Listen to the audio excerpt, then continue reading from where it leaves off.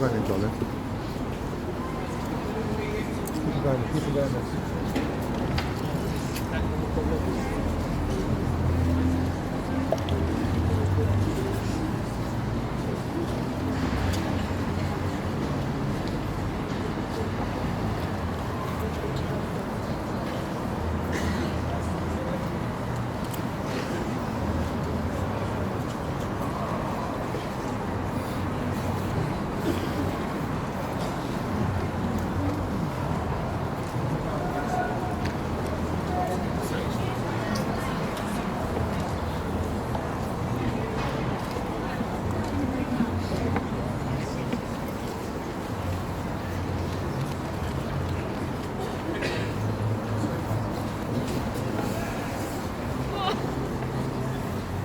Guys, if we can keep the silence, if we can carry on moving in as far left as possible so everyone finishing the walk has got space to come into the crowd as well, please.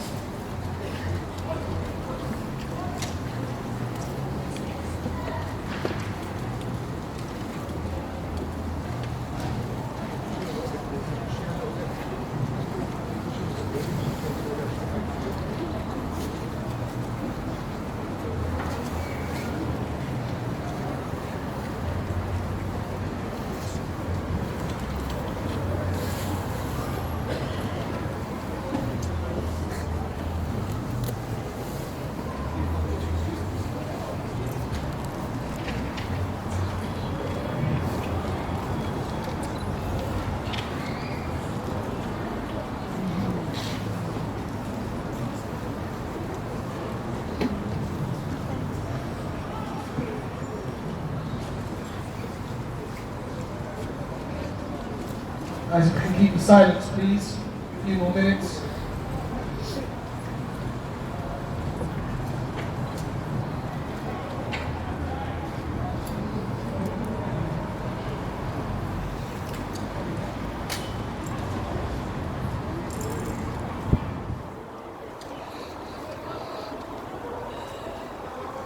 Okay, if I can ask everyone to face the tower for a 72-second silence, please.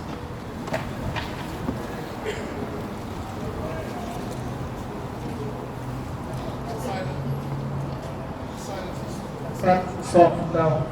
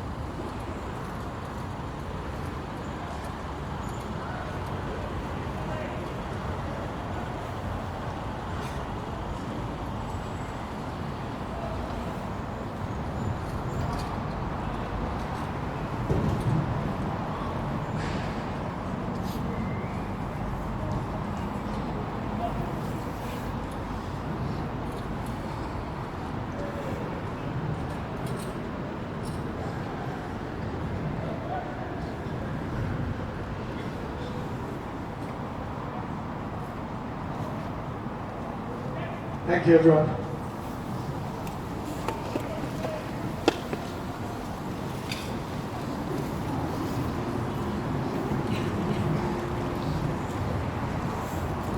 First and foremost, before we start honouring the 72 lives and reading their names, to make sure their names are remembered, just thank you all again for, on this day of love, Valentine's Day. Thank you for taking the time and spending it here with us in the community.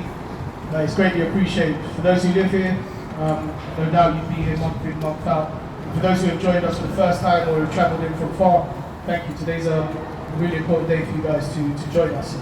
Spread that love and spread that energy of us being united from the bottom of our heart. Thank you for that.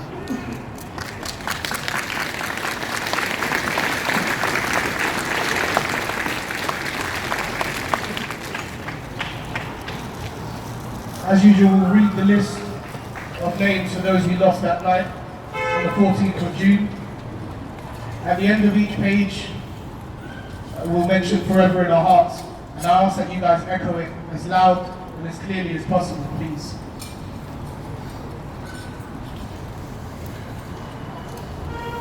Abdul Salim Sabah, Ali Yawa Jafari, Dennis Murphy, Muhammad Al-Haj Ali, Jeremiah Dean, Zainab Dean, Stephen Power, Sheila Smith,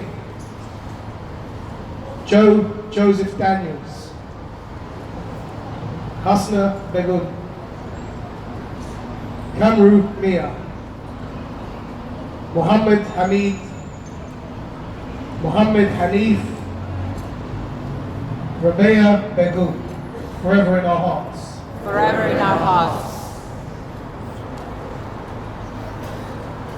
Khadija Kalufi, Vincent Chijina, Fatima Afrasahabi, Sakina Afrasahabi, Isaac Paulus, Hamid Khani, Bertie Hafton, Baruch Hafton, Gary Maunders, Deborah Lamprell, forever in our hearts.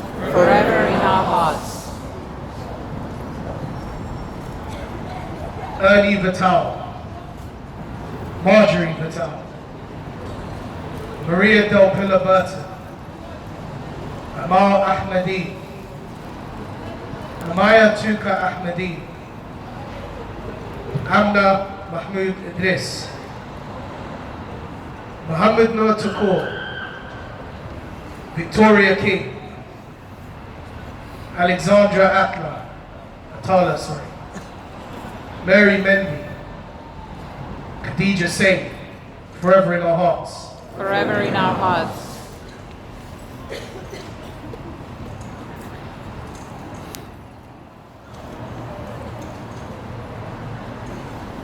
Farah Hamid Belkadi, Lena Belkadi, Malik Belkadi, Omar Belkadi, Jessica Urbano, Ligaya Moore, Abdullah Aziz El-Hawabi, Baisa El-Hawabi, Mehdi El-Hawabi, Nur Habib El-Hawabi, Yasin El-Hawabi, forever in our hearts. Forever in our hearts.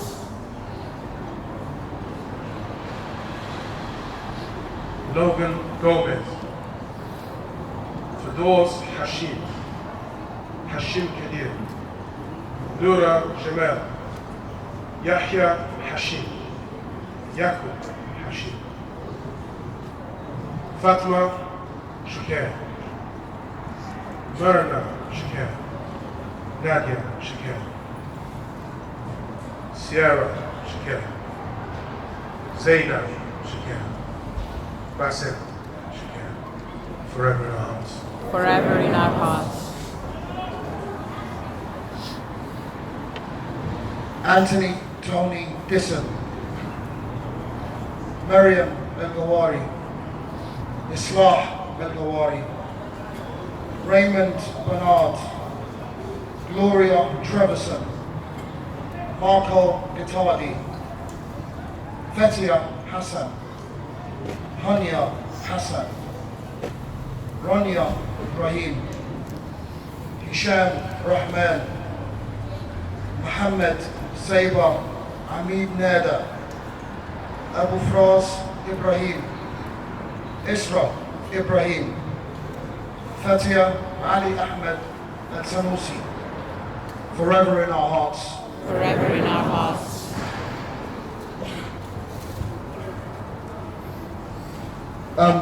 Again, I just want to echo what my brother Z just said. Thank you all for being here with us today. And thank you to all the members of the community that are here month in, month out. It really is special and it means a lot to us that we stand together strong and we march in silence. Especially on the day where we are supposed to celebrate love and relationships and what we give to have the love and the relationships back with the people we lost. But it's our love is what gives us the strength. And And that's what we need to hold on to as much as we can. 2019 is going to be a very slow and quiet year. The public inquiry is quiet, probably not going to start until the end of the year, maybe even beginning of next year. The police are busy with their criminal investigation, and we all know they don't talk much about it, and we let them get on and hope that they bring justice. And what we need to remember and what we need to hold on to is that love, so that we remain unified and united for Grenfell. We stay strong. We don't let any authority or organization divide us or squabble about stupid, silly things. Thank you. We've been dignified for a very long time, and we can continue that, and we will continue that. So let's just remember, we must be united for Grenfell, and we must hold on to that love as long as we can. Now, I want to introduce you to somebody who's going to be doing something very, very amazing for this community and for the Grenfell Foundation. His name is Mick, and I'd like to come onto the stage right now, and I'd love us to give him a beautiful warm welcome, and he's going to talk to you more about what he's doing. Thank you very much. My name is Mick. I'm from Sheffield, up in Yorkshire, and it's my first time being down to one of your walks. I'm very moved by the power and the dignity of what I've witnessed tonight. What I'm going to be doing in May, I'm going to be doing a run from my front door of Grenfell Tower.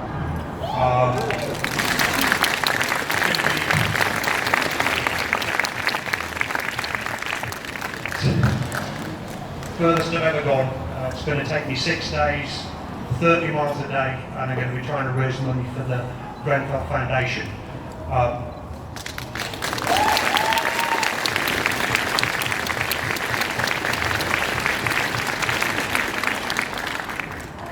Easy way to support what I'm doing, if you can do that, simple Facebook page I've got, it's the Sheffield and Grenfell Run.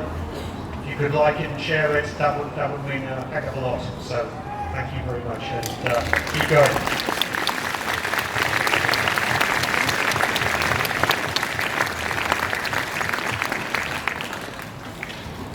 Amazing stuff to hear. Someone will even think about running from Sheffield all the way down to here. I made a little joke and said I probably could have run to Labatt Road from here. Yeah, let alone Sheffield. So now, big round of applause again. Thank you for raising awareness.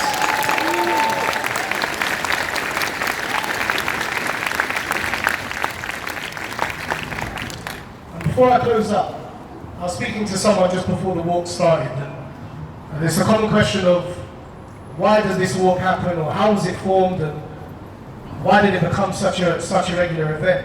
And then my brain starts going overdrive, because there's so many reasons why we do this and why we meet. First and foremost, it's always to honour those lives that were unnecessarily lost that day, and that's the most important thing, to make sure those names and those lives were not gone in vain, and that we carry their message and we carry their loss of life with us, and make sure that we keep reminding the country what had happened at Grenfell that day.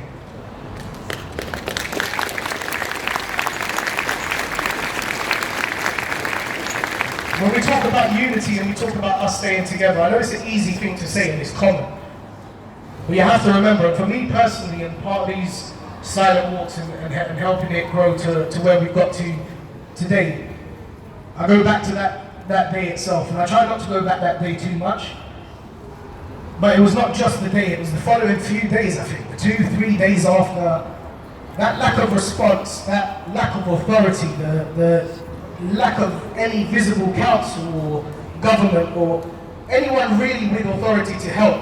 We have to remember, we were left alone to pick up what happened that night at Grenfell.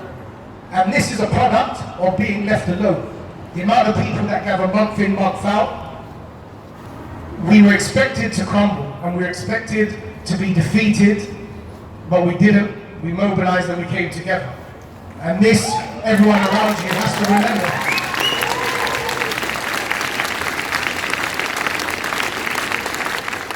I don't think the council at the time, when they were probably rushing around trying to cover up whatever happened that night, or when the government didn't really pay much attention in the early stages, trying to, maybe justify what had actually happened here. We have to remember, we organised, we got together, and we got together month in, month out, and no one expected us to do it, and no one expected us to still be here 20 months on. So it's important that we remember that.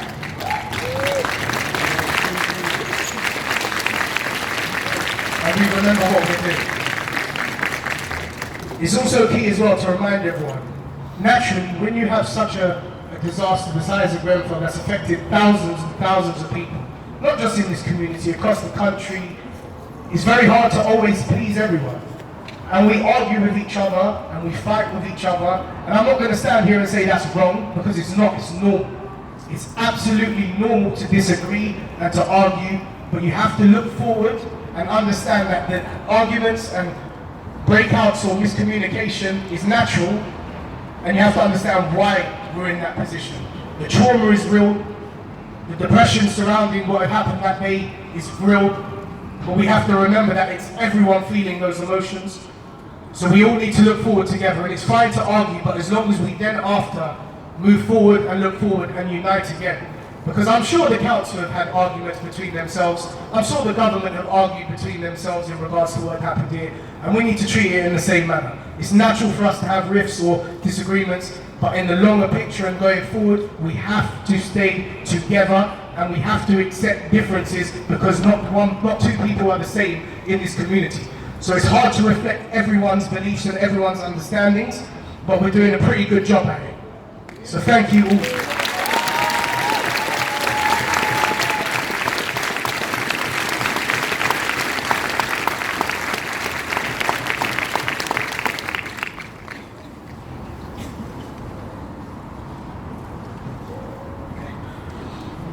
Also, on the 27th of Feb at Bay 20, there'll be some people coming down to discuss. Sorry, one second. So, as Corinne was saying about the police investigation, so they'll be coming to Bay 20 to discuss the ongoings of the police investigation. And if anyone's welcome to go and put forward some questions, please do feel free to join us there. It'll be at Bay 20 on the 27th. At 7 o'clock.